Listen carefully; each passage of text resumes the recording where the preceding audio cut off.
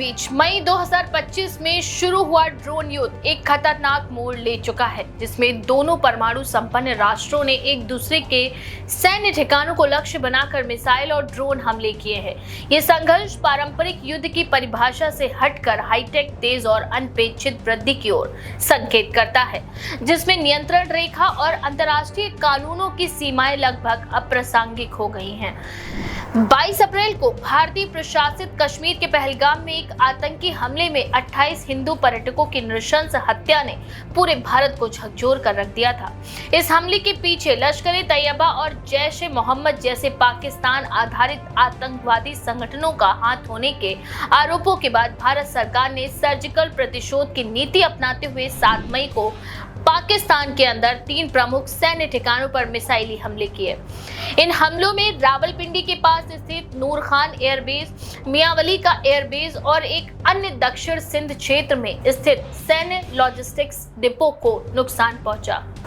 इसके तुरंत बाद पाकिस्तान ने जवाबी हमला करते हुए भारतीय सीमावर्ती क्षेत्रों में स्थित एयरबेसों जैसे पठानकोट, उधमपुर और मेरठ के पास स्थित ब्रह्मोस मिसाइल डिपो को निशाना बनाया। इन हमलों में भारत के 4 लड़ाकू विमानों के नष्ट होने और दर्जनों सैनिकों के हताहत होने की पुष्टि हुई है। पाकिस्तान ने इस अभियान को बुनियान उल मरसूस का नाम दिया है और इसे अपनी सुरक्षा के लिए आवश्यक बताया है। इस बार की लड़ाई में ड्रोन युद्ध एक प्रमुख आयाम बनकर उभरा है। भारत ने अपनी ऑपरेशन रणनीति में इजरायली तकनीक पर आधारित हेरॉन, हारोप और हार्पी ड्रोन के साथ साथ अमेरिकी प्रेडेटर MQ-9B ड्रोन का भी प्रयोग किया है, जो 40 घंटे तक उड़ान भरने में सक्षम है और अत्यंत सटीक स्ट्राइक कर सकते हैं। भारत ने पहले ही अमेरिका से 31 MQ-9B ड्रोन का सौदा किया है, जिसकी कुल लागत $4 अरब आकी गई है।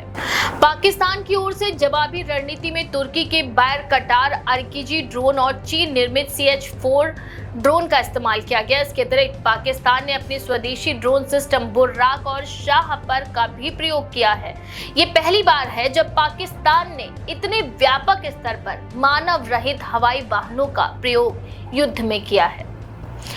दोनों देशों के बीच जारी संघर्ष ने अंतर्राष्ट्रीय समुदाय को गंभीर चिंता में डाल दिया है। अमेरिका, फ्रांस, ब्रिटेन, चीन और संयुक्त राष्ट्र ने दोनों देशों से संयम बरतने और तत्काल युद्ध विराम की अपील की है। हालांकि पाकिस्तान ने स्पष्ट किया है कि जब तक भारत अपनी आक्रामकता नहीं रोकता, तब तक वह संघर्ष को समाप्त नहीं करेगा। वहीं दूसरी तरफ भारत सरकार का कहना है कि वह केवल आत्मरक्षा के लिए अधिकार का प्रयोग कर रही है और किसी भी तरह की विस्तारवादी नीति में विश्वास नहीं रखती। इस युद्ध में ड्रोन तकनीक की भूमिका केवल आक्रामक तक सीमित नहीं है, बल्कि निगरानी, साइबर जैमिंग और इलेक्ट्रॉनिक वॉरफेयर जैसे क्षेत्रों में भी स्पष्ट रूप से देखने को मिली है। पाकिस्तान ने भारतीय सीमा में प्रवेश कर रहे ड्रोन को इलेक्ट्रॉनिक जैमिंग द्वारा निष्क्रिय करने का दावा किया है। वहीं भारत ने भी कई पाकिस्तानी ड्रोन को जम्मू और पंजाब क्षेत्र में मार गिराने की पुष्टि की है।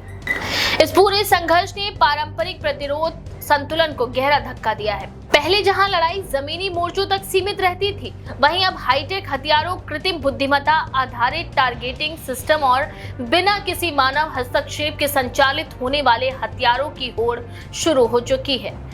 विशेषज्ञों का मानना है कि ड्रोन युद्ध का प्रारूप कम लागत, अधिक विनाश की अवधारणा को मजबूती दे रहा है, जिससे गलती से बड़ा युद्ध भड़कने की आशंका कई गुना बढ़ चुकी है। ड्रोन युद्ध की ये नई परंपरा वैश्विक स्तर पर भी गहरी चिंता का विषय है। तुर्की, चीन, इजराइल और अमेरिका जैसे देश जो ड्रोन उत्पादन और बिक्री में अग्रणी हैं, इस संघर्ष से अप्रत्यक्ष रूप से जुड़े हुए हैं। भारत और पाकिस्तान की सेनाएं इन दोनों देशों से प्राप्त तकनीक का इस्तेमाल कर रही हैं, जिससे हथियार बाजार और भू राजनीतिक संबंधों पर भी असर पड़ने की आशंका है।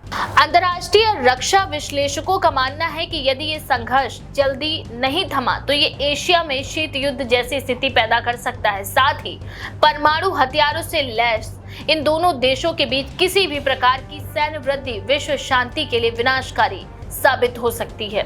भारत के रक्षा मंत्रालय ने स्पष्ट किया है कि वह रणनीतिक संयम बनाए रखते हुए अपनी सीमाओं की सुरक्षा को सर्वोच्च प्राथमिकता देगा। वहीं पाकिस्तान ने भी अंतर्राष्ट्रीय मध्यस्थता के बीच किसी भी तरह की बातचीत से साफ इनकार कर दिया है। इस संघर्ष ने एक और नया पक्ष भी उजागर किया है। साइबर युद्ध दोनों देशों की वेबसाइटों, सैन्य संचार चैनलों और मीडिया नेटवर्क्स पर साइबर हमले बढ़ा दिए गए। अज्ञात हैकर्स के समूहों ने दोनों देशों के डिजिटल इंफ्रास्ट्रक्चर को नुकसान पहुंचाने के भी प्रयास किए हैं, जिससे संकेत मिलता है कि अब युद्ध केवल सीमा पर नहीं बल्कि इंटरनेट पर भी लड़ा जा रहा है। ड्रोन युद्ध का ये अध्याय दक्षिण एशिया की सुरक्षा रणनीतियों के पुनर्लेखन की मांग करता है। अब किसी भी देश के लिए ये पर्याप्त नहीं है कि उसके पास केवल सैनिक हो, उसे अब कृत्रिम बुद्धिमत्ता, डेटा विश्लेषण, साइबर सुरक्षा और उच्च स्तरीय इलेक्ट्रॉनिक युद्ध क्षमता की आवश्यकता है। भारत और पाकिस्तान दोनों के लिए यह आवश्यक है कि वे इस संकट से सबक लें और संवाद की ओर लौटे, अन्यथा ये युद्ध केवल सीमाओं पर नहीं बल्कि उनकी अर्थव्यवस्थाओं, सामाजिक ताने बाने और वैश्विक प्रतिष्ठा पर भी आघात करेगा। आपका इस बारे में क्या विचार है? अपनी राय कमेंट में जरूर लिखें। ऐसी और भी खबरों के लिए देखते रहिए द पेज 19।